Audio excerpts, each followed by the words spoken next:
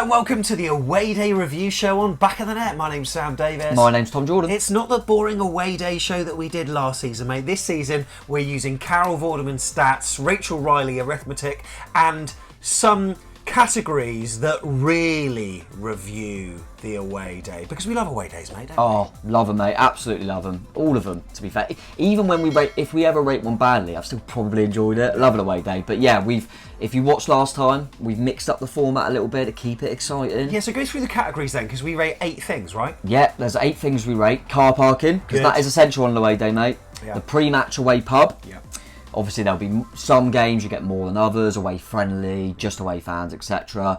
We'll talk about that walk to the ground. Nice. You know, how long is it? What's it like when you walk around? What's the view like?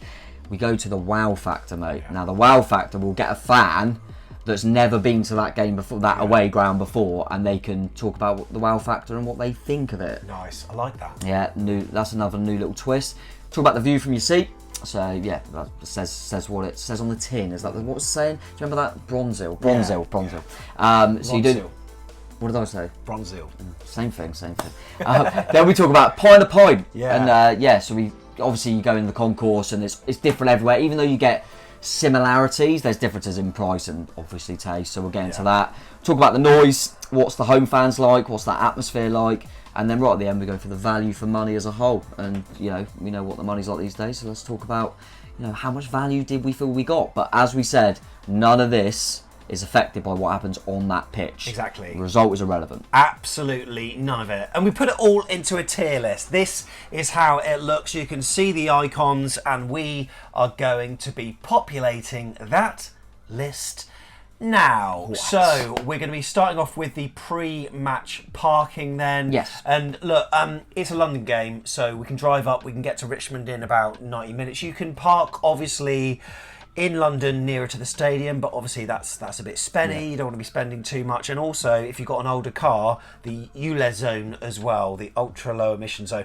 It turns out though, the Richmond's now in that zone anyway, because they've expanded the footprint. So we park at Richmond Rugby Club, don't we, where it's £8.50 to park with Just Park for the day. And then from there, a little bit of a walk to Richmond Station, 2 minutes, 3 minutes, and then tube, 2 stops. We're at Gunnersbury. You can get off at Kew Gardens as well. A lovely number of pubs by the river there. A lot of Bournemouth fans went there, but we went to Gunnersbury because it's just a bit quieter. Yeah, and it was, I'm not the driver, but in terms of the parking and stuff, it all felt pretty easy. And then you jump, as you say, you jump on a Richmond, you're there really quickly. So I enjoyed it. I thought it was quite comfortable. £8.50 for the day, that's not too bad. You've always got it's kind of first come first serve though. It's not the biggest car park in the world, but we were fine. So yeah, I thought it was. Yeah, I was quite happy with it. Do you agree? I think it's quite easy, quite good. Yeah, I think it's almost a thing of beauty, but I think. Yeah, I was going to go happy enough. Happy enough. You happy with that? You happy enough with that? I'm happy enough with that. Okay, Right. then. Next, then we're on to the pre-match away pub. It's a pub we've been to before. We weren't sure which one we're going to. Okay, downsides: no Sky Sports, no TNT, so we couldn't watch the lunchtime game. As it was Saints. How did they go? They're a championship side. They got beaten 5-0 by Sunderland. So Ryan Fraser got beat 5-0. Oh, it happens. Happens, mate. Don't worry about it. Yeah. And Sheffield also United Everton won it. Yeah, Sheffield United Everton. Which the food is quite pricey, although it's bloody good. Yes, food. you're right, didn't you? I didn't a remember. lot of food for what you pay for. That's true. But the service was really good. It's not too busy in there, and it's about a 15-minute walk. I actually really like it for a. Yeah. There's a little bit of an outdoor area. It's not as picturesque as some pubs at Kew Gardens or whatever, but it's all right. I do like it, and I was gonna go. I agree with all you've said there. I was gonna go in the same category as parking. I'm gonna just knock it above average, I think. Okay. Because the fact that it hasn't got any of the footy on, and like you say, I didn't think the reason I thought, I didn't eat there, and I thought it's because it was a little bit too steep. I thought I'll wait. So yeah, I'm going to go above average for it, mate. But I do like it, and it is still above average. But yeah, if you had one of the games, we could have watched Sunderland absolutely slap the Scummers up, and we couldn't. So yeah, I'm going to put it in above average. I think that's fair. But I'll definitely go there again. More than happy to. So yeah, above average. Above average. Okay, and then from there, the walk to the ground, it was, I tell you what, a hot day. What was it? It was a really hot day, because I was looking at the weather that morning, I was thinking, do I wear shorts today? Opted for jeans, worst mistake I've ever made. Not ever. Working with this guy probably is up there. Joking. It's a nice walk to the ground. It's actually shorter than I thought. Yeah, it's I thought the same. 14 minutes according to Google Maps, and a relatively straight line walk as well. So yeah, really easy to get there. You get to take in the sights and sounds of Brentford. Yeah, there's not like lots of picturesque stuff to look at, but it's a fairly easy walk to the ground. Fairly easy walk, yeah, no real problems. I quite like it because you're walking, you know where you're going, and then it feels like, I don't know if you feel the same, the Brentford Stadium just pops out. Yes. Like you don't see it for a while, and then it's just there. There's no real problems with it, mate. Like you say, it's pretty quick and easy. No major issues.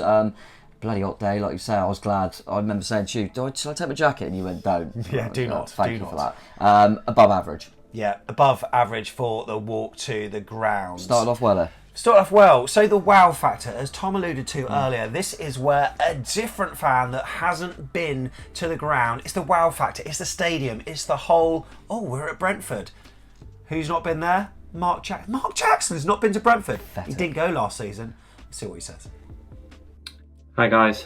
Yeah, so it's the first time I've been to Brentford's ground, and I thought it was really smart. I thought it was something that we could look to match really in terms of size, and in terms of it being a bit different. It wasn't just one of these modern bowls, which I'm getting a bit bored of now, to be honest. And I thought the away end was great for building an atmosphere. It's nothing like sort of your West Hams, which is just dreadful for away fans. Really enjoyed the day. Pub was good before the game, and not too far from the ground. Atmosphere, home end I couldn't really hear a lot. Doesn't mean there wasn't any, but I couldn't hear it. I think if we could end up with a ground similar to that, then I'd be more than happy. I'd put it maybe at a 7 out of 10. Up the cherries.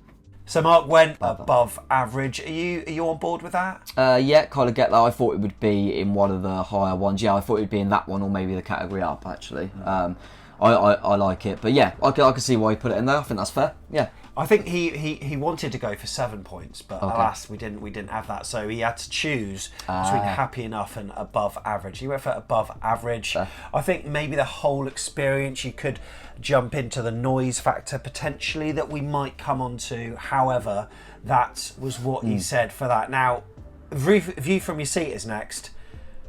I think it's a great view. Yeah, I agree. I think it's a really great view, and obviously the smaller the stadium, the better the view you have anyway. Yeah.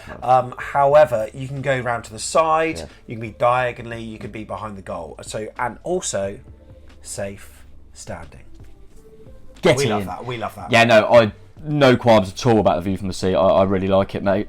I actually think it's a really good view. There's a few people. I should have actually. I didn't even think about it, but a few people online have seen after. Whether it be videos or just pictures that they're whacking on their Instagram or whatever when they get to Brentford from the away end, and you think, it does look it looks really good. I think the sun helps, of course, but yeah, I think the view from all you see, I would never be thinking when I go to Brentford, where should we sit? I'd be like, they're all really good. So does it go right to the top? I think it could be. Yeah, thing of beauty. Yeah. Because I'm just thinking about it then, it sounds how can you downgrade that? Because there's nothing wrong with it. So it has to be, bang on, thing of beauty. Really. And also, I did notice the accessible platform as well. They get a cracking view too there too. So I'll tell you what, Rob Trent was basking in the sun. He must have had his Factor 50 on, surely, Rob, because you looked like you were getting the tan of your life there. But it looked like there were plenty of spaces as well. So yeah, fair play for that. Right, next, pie and a pint. Tom. I had both. Yeah, look at me go. Look at me just thinking about the channel all the time. I wasn't. I went up to the thing and I said, can I have a hot dog? And they said, we're not putting that out for a bit. I went, have you got a pie? Yeah, I love that. Okay. That's what happened. This season we're going using the Daily Mirror stats on their website. They had an article, and we are independently verifying these. The price of a pint's gone up 25 pence at Brentford. It's now £5.50. Okay. So it's up 5%. And a pie, £4.95, which is quite a big pie. Okay, it was tasty. Pie. It was quite nice. I wasn't outraged by it. What type of pie was it? It was chicken pie. Oh, yeah, it was quite nice. Yeah, no, it was good. I quite liked it. Like I said, it was quite a lot of it, so that was nice. There was nothing wrong. It wasn't like, it's not like, oh my god, you're getting a 50p, but it was decent enough in my opinion. I think I saw on there, I was having a little scan for, I think you could get like a cuppa, which obviously I decided to go for a pint. Yeah. Did you? Yeah, but the cup of tea was like £1.90 or something. That's alright. I thought, you deserve a bit of credit for that. So, you know what, because of that, I'm going to go above average. Because the pie was tasty as well. So, yeah, not just on the price there. So yeah, above average for that as well. That's doing well here. It's doing well. Right, next we're going to come to the noise. Now, firstly, we don't rate our own fans here. That's the thing that we must remember. But I just want to pay credit. This is totally biased to our own supporters. One, in the concourse as we're walking in. Iriola, he drinks Estrella. The concourse, it was great, and I thought we were great. Yeah, we were. Our fans, and even Brentford fans have commented on Twitter saying that they were absolutely brilliant. So thank you, Brentford fans, and we're going to return the compliment to you around about now. No, we're not.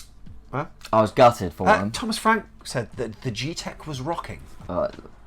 What is he? What's it normally like then? I was disappointed, really disappointed, because I didn't think it was that bad last year at all. I thought it was quite good. It's an atmosphere that's conducive to. It's a stadium that is conducive to a good atmosphere because of how tight it is, and you'd think it could create a really good vibe. Pre-match, they do all the like the streets and all the Cortinas. I think is coming on. It's like some really good tracks coming on. A bit of entrance at one point. I was thinking this is building up nicely, and then the game begins. And they go one up early. I mean, we always do this with the noise. I always say, because I think it's fair to, that say you're going to a team that are in absolute crisis and the owners have left or whatever you want to say, you kind of got to put into context that maybe the crowd are going to be a certain way. Well, if you want to do that, they scored early. They haven't lost yet. You know what I mean? They play some bloody good football.